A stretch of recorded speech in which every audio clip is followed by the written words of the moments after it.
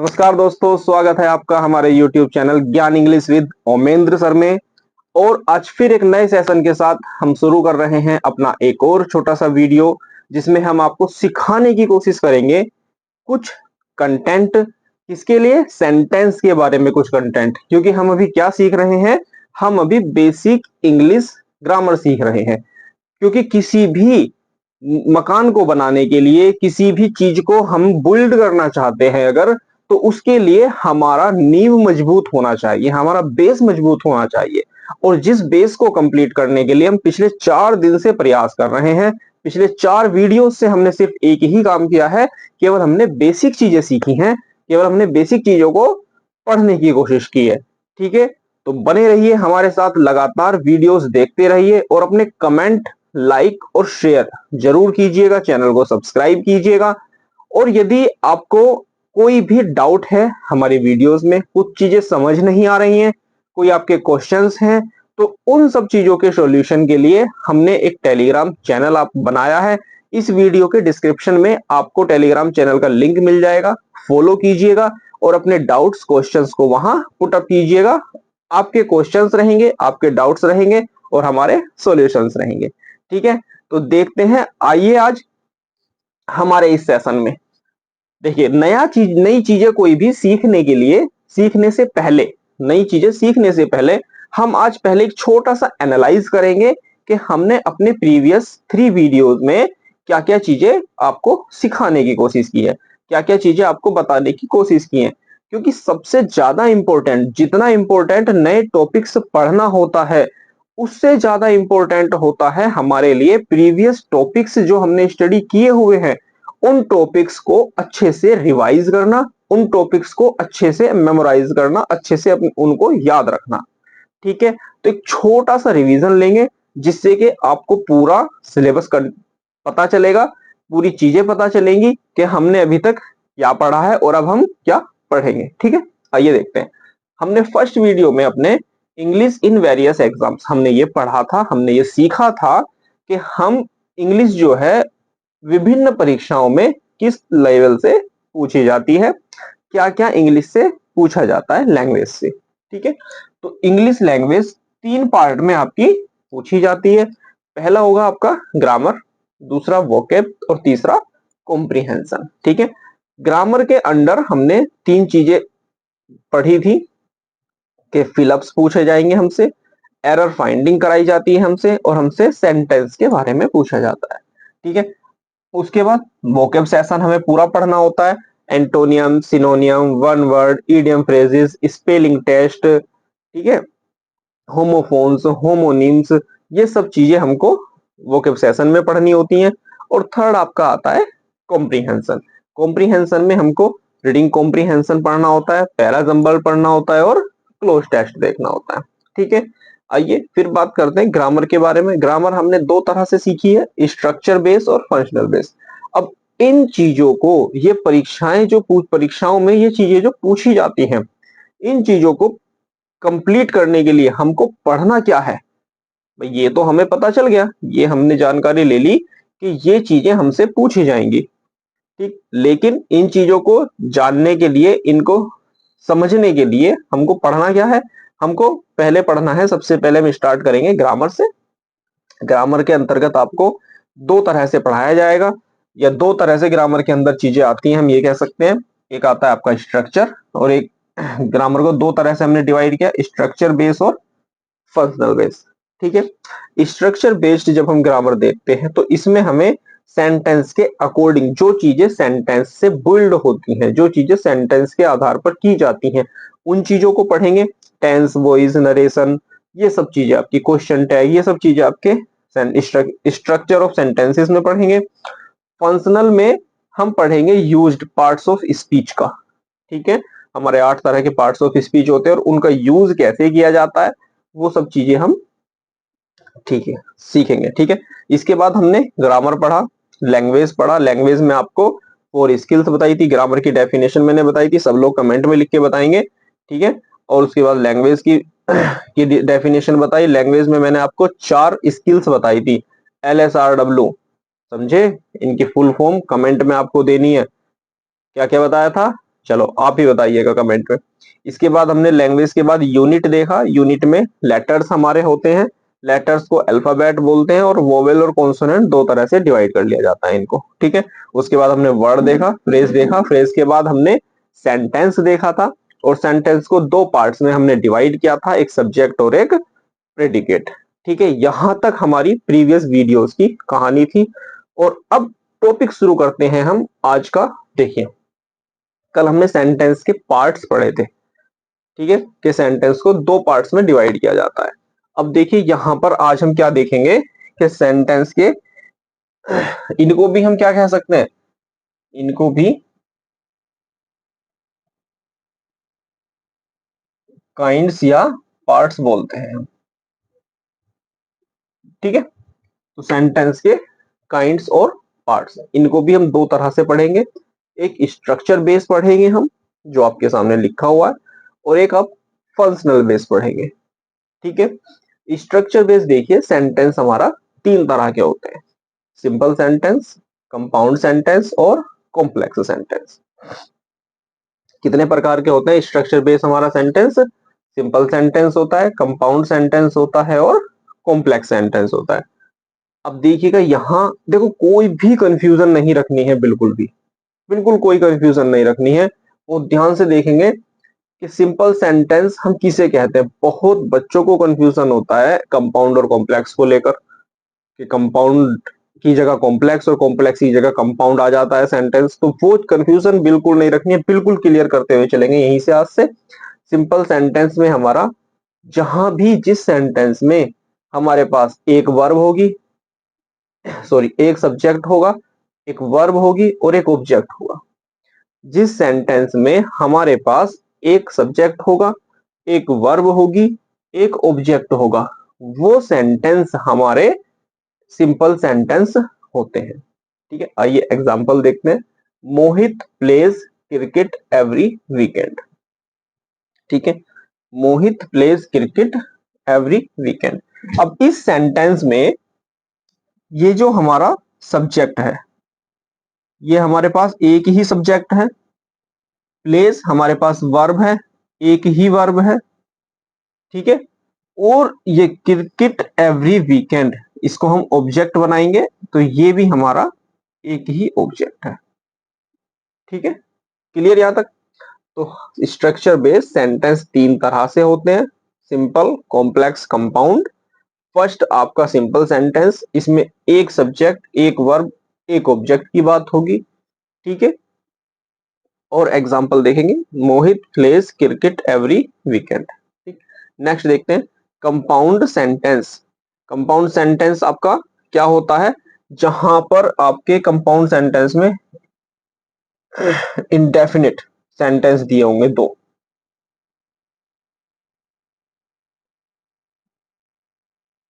नहीं नहीं नहीं, सॉरी सॉरी सॉरी सॉरी, ये आओ देखते हैं। ये बाय मिस्टेक हो गया था, वो इंडिपेंडेंट की जगह इंडेफिनिट हो गया था, ठीक है। इसको देखते हैं। कंपाउंड सेंटेंस जो हमारे होंगे उसके अंदर हमारे पास दो इंडिपेंडेंट सेंटेंस होंगे, ठीक है।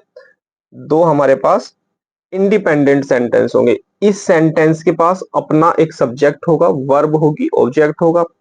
इस सेंटेंस के पास अपना एक सब्जेक्ट होगा, अपनी एक वर्ब होगी और अपना एक ऑब्जेक्ट होगा, ठीक है। तो दो अलग अलग सेंटेंस होंगे और दोनों सेंटेंस साथ में जुड़े होंगे, किसके माध्यम से? कंजक्शन के माध्यम से जुड़े होंगे। हमने यहाँ पढ़ा था पार्ट्स ऑफ स्पीच। कंजक्शन हमारे क्या काम करते हैं, प्रीवियस वीडियो में हमने बताया था, ज्वाइनिंग वर्ड्स हमारे होते हैं, ठीक है। आइए देखते हैं example. The sun is shining and the birds are singing, ठीक। अब ये आपका एक सब्जेक्ट हो गया, ये आपकी एक वर्ब हो गई और ये आपका मेन वर्ब हो गई। ये आपकी हेल्पिंग वर्ब है, ये सब्जेक्ट है, सब्जेक्ट हो गया, हेल्पिंग वर्ब और मेन वर्ब, ठीक है। इसके बाद ये आपकी कंजक्शन है एंड इस कंजक्शन से ये सेंटेंस जुड़ा हुआ है। यहां पर आप देखेंगे सब्जेक्ट हो गया, ये आपकी हेल्पिंग वर्ब हो गई और ये आपकी मेन वर्ब हो गई, ठीक है, तो दो सेंटेंस, इसका प्रॉपर एक अपना मीनिंग है, द सन इज शाइनिंग, सूर्य चमक रहा है, इसमें कोई भी अनदर चीज नहीं है या किसी के ऊपर ये डिपेंड नहीं है सेंटेंस। ठीक, से सेम सेंटेंस है दूसरा, द बर्ड्स आर सिंगिंग, जो पक्षी हैं वो गा रहे हैं, इसका एक प्रॉपर अपना मीनिंग है, ये किसी के ऊपर डिपेंड नहीं है, तो दोनों सेंटेंस डिपेंडेंट सेंटेंस होते हैं, दोनों सेंटेंस डिपेंडेंट सेंटेंस होते हैं, इंडिपेंडेंट, और दोनों का अपना अपना एक अर्थ होता है। ठीक है, आइए नंबर 3 देखते हैं, कॉम्प्लेक्स सेंटेंस। कॉम्प्लेक्स सेंटेंस हमारा क्या होता है? कॉम्प्लेक्स सेंटेंस में भी आपको दो या दो से ज्यादा सेंटेंस एक वाक्य में मिलेंगे, पूरा सेंटेंस जो होगा उसमें दो सेंटेंस होंगे या दो से ज्यादा हो सकते हैं, लेकिन इसमें आपको थोड़ी चीजें समझनी है। क्या चीजें? यहां पर एक सेंटेंस इंडिपेंडेंट होगा, एक सेंटेंस का पूरा अपना एक मीनिंग आएगा, और दूसरा सेंटेंस जो होगा वो डिपेंडेंट होगा, पहले सेंटेंस पर वो सेंटेंस डिपेंड होगा आपका। ठीक, देखते हैं कैसे। I know Ramesh whose book was stolen. ठीक है, यहां कंफ्यूज होने की जरूरत नहीं है कि जी आपने वाज के साथ आईएनजी फॉर्म नहीं लगाई, थर्ड फॉर्म लगाई है। बेटा ये हमने पैसिव बनाया हुआ है ना, ये हमने पैसिव बनाया हुआ है, तो पैसिव में हम क्या करते हैं, वाज के साथ थर्ड फॉर्म लगाते हैं। ठीक है, देखते हैं, चलो वापस क्लोज पे आते हैं। अब इस इंडिपेंडेंट सेंटेंस और डिपेंडेंट सेंटेंस को हम क्या कहते हैं? प्रिंसिपल क्लोज और सबऑर्डिनेट क्लोज। पढ़ी है, याद आया कि प्रिंसिपल क्लोज और सबऑर्डिनेट क्लोज सबसे ज्यादा किस चीज ने कंफ्यूज किया है हमको? किस चीज ने? अरे बोलो भाई, प्रिंसिपल क्लोज और सबऑर्डिनेट क्लोज ने ही तो परेशान किया है हमको आज तक, आज तक समझ नहीं आई है हमको कौन सी प्रिंसिपल क्लोज होगी, कौन सी को सबऑर्डिनेट क्लोज होगी। क्लियर करेंगे, करने की कोशिश करेंगे, सीखेंगे हम ध्यान से अच्छे से। प्रिंसिपल क्लोज हमारी वो होगी जिसका एक अपना मीनिंग होगा, जिसके पास अपना सब्जेक्ट होगा, वर्ब होगी। ठीक है, ऑब्जेक्ट हो सकता है, नहीं भी हो सकता है, तो वो एक डिपेंडेंट सेंटेंस रहेगा, बिल्कुल सॉरी इंडिपेंडेंट सेंटेंस रहेगा। और सबऑर्डिनेट क्लोज आपकी क्या होगी? सबऑर्डिनेट आपकी क्लोज होगी जो हमारी क्लोज प्रिंसिपल क्लोज पर डिपेंड करेगी, जिसका अपना पूर्ण अर्थ नहीं होगा। देखो हिंदी से देख से समझ सकते हैं हम इसको। आई नो रमेश, मैं रमेश को जानता हूं। ठीक है, इस सेंटेंस में हमें किसी भी तीसरे सदस्य की जरूरत नहीं पड़ी, भाई मैं रमेश को जानता हूं, सेंटेंस कंप्लीट हो गया। लेकिन अब हम देखते हैं, हुज बुक वाज स्टोलन, जिसकी बुक चोरी हुई थी, किसकी बुक चोरी हुई थी? अगर हम ये सेंटेंस यहां से हटा दें, हम केवल इतनी चीजों को देखें, हुज बुक वाज स्टोलन, जिसकी किताब चोरी हुई थी, किसकी किताब चोरी हुई थी? अजी पता नहीं हमें तो किसकी किताब चोरी हुई है, हम थोड़ी ना जानते हैं किसकी किताब चोरी हुई है। लेकिन जब हमने पहला सेंटेंस पढ़ा, आई नो रमेश, मैं रमेश को जानता हूं, हुज बुक वाज स्टोलन, जिसकी किताब चोरी हुई थी, तो दोनों सेंटेंस जुड़े एक साथ, और पहला सेंटेंस हमारा पूरा मीनिंग दे रहा है, कंप्लीट सेंस दे रहा है, और दूसरा सेंटेंस हमारा पहले सेंटेंस के बिना अधूरा है। ठीक है, और उसको पूरा करने के लिए प्रिंसिपल क्लोज की हमको जरूरत पड़ रही है। ठीक है, यहां तक क्लियर? देखो एक बार फिर दोबारा से देखते हैं बहुत जल्दी जल्दी में। सेंटेंस के काइंड्स और पार्ट्स दो तरह से डिवाइड करके हम सीखेंगे, एक स्ट्रक्चर बेस और एक फंक्शनल बेस। ठीक है, स्ट्रक्चर बेस में हम simple sentence, compound sentence, complex sentence सीखेंगे। ठीक, यहाँ केवल अभी ये टॉपिक स्टार्ट नहीं किया है, यहाँ आपको केवल बेसिक बताया जा रहा है कि हम नेक्स्ट टॉपिक से जो अपने पढ़ेंगे उन टॉपिक्स में हमको क्या क्या पढ़ना है। ये नहीं सोचना है कि सर ने यहाँ तक सिंपल, कंपाउंड, कॉम्प्लेक्स पढ़ाया और खत्म हो गया, नहीं, डिस्क्रिप्शन आराम से पढ़ेंगे अच्छे तरह से, पूरा एनालाइज करके, कंपैरेटिव एनालाइज करके पूरा आपको पढ़ाया जाएगा, होता है तो क्यों होता है, सब चीजें बताई जाएंगी आपको, है ना। देखते हैं, सिंपल सेंटेंस हो गया आपका। कौन से सिंपल सेंटेंस होते हैं? जिनके पास अपना सब्जेक्ट, वर्ब और ऑब्जेक्ट, एक सब्जेक्ट, एक वर्ब, एक ऑब्जेक्ट होती है, वो सिंपल होता है। कंपाउंड सेंटेंस कौन से होते हैं? जिसके पास दोनों इंडिपेंडेंट सेंटेंस होंगे और वो कंजक्शन से जुड़ा होगा। ठीक, तीसरा आपका कॉम्प्लेक्स सेंटेंस होगा। कॉम्प्लेक्स सेंटेंस में आपके एक इंडिपेंडेंट सेंटेंस होगा और एक डिपेंडेंट सेंटेंस होगा। ठीक है, इंडिपेंडेंट को प्रिंसिपल क्लॉज हम बोलते हैं, डिपेंडेंट को सबऑर्डिनेट क्लॉज बोलते हैं। ठीक है, यहां तक सब चीजें क्लियर है। आइए देखते हैं आगे। चलो देखते हैं, स्ट्रक्चर बेस्ड देखने के बाद सिंपल कॉम्प्लेक्स कंपाउंड हमने सीखा, उसके बाद हम देखते हैं कि फंक्शनल बेस्ड हमारी ग्रामर किस तरह से होती है, कौन कौन सी चीजें फंक्शनल बेस्ड आती हैं हमारी। ठीक है, पहला है डिक्लेरेटिव सेंटेंस। आज तक आपने इन चीजों को, डिक्लेरेटिव को पढ़ा होगा असर्टिव सेंटेंस के नाम से। ठीक है, इसका एक नया नाम याद कर लेना, declarative sentence. Modern English grammar में असर्टिव सेंटेंस को डिक्लेरेटिव सेंटेंस कहा जाता है। ठीक है, ये भी आपका दो तरह का होता है, पॉजिटिव और निगेटिव सेंटेंस। पॉजिटिव सेंटेंस में क्या होगा, सब्जेक्ट होगी, एक अपनी हेल्पिंग वर्ब, एक मेन वर्ब और एक ऑब्जेक्ट होगा। निगेटिव सेंटेंस में क्या होगा, देखो नेगेटिव सेंटेंस में आपके पास सब्जेक्ट होगा, हेल्पिंग वर्ब होगी और हेल्पिंग वर्ब के बाद आपको नोट मेंशन करना है, फिर आपको मेन वर्ब लिखनी है और फिर आपका ऑब्जेक्ट आएगा। ठीक है, सेंटेंस देखते हैं, Rohan has done his work. ठीक, और नेगेटिव सेंटेंस देखते हैं, Rohan has not done his work. ठीक, क्लियर। अब यहां तक आइए, सेकंड देखते हैं, interrogative sentence.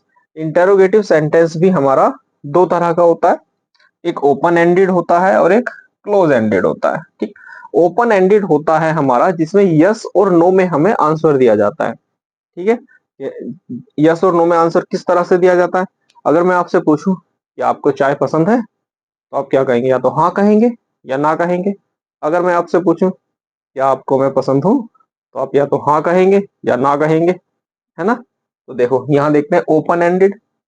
Open ended sentence में आंसर हमेशा यस और नो में दिया जाता है, helping verb, subject, main verb और ऑब्जेक्ट। इस तरह से सेंटेंस का स्ट्रक्चर होगा। डू यू लाइक मी, क्या आप मुझे पसंद करते हैं, बताओ बताओ। चलो एग्जाम्पल था, अदरवाइज नहीं लेना है। आइए second, close ended. Close ended क्या होता है आपके, इसको हमें एक्सप्लेन करके बताना होता है। ठीक है, हमने ये चीजें पढ़ी हैं, लेकिन कैसे पढ़ी हैं, पहले अपनी किताबों में देखा है ना, सीखा है, क्या सीखा है किताबों से हमने, कि इंटेरोगेटिव सेंटेंस दो तरह का होता है, फर्स्ट टाइप, सेकंड टाइप, लेकिन नाम नहीं बताया आज तक किसी ने। आइए सीखो नाम अब। आज देखते हैं, क्लोज एंडेड, एक्सप्लेन करके हमें इसमें बताना होता है। ठीक है, हम कोई भी क्वेश्चन करेंगे तो उसको हम एक्सप्लेनेशन देंगे। ठीक है, इसमें स्ट्रक्चर क्या होगा, क्वेश्चन वर्ड आएंगे, हेल्पिंग वर्ब, फिर सब्जेक्ट, फिर मेन वर्ब और फिर ऑब्जेक्ट आएगा। ठीक है, जैसे व्हाट आर यू डूइंग, आप क्या कर रहे हो।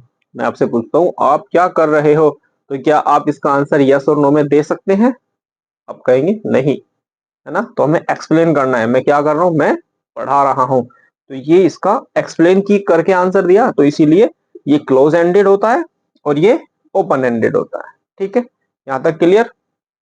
ओ, अब नेक्स्ट देखते हैं इंपेरेटिव सेंटेंस। हमने सभी ने देखा है, सभी ने पढ़ा है इन चीजों को, है ना।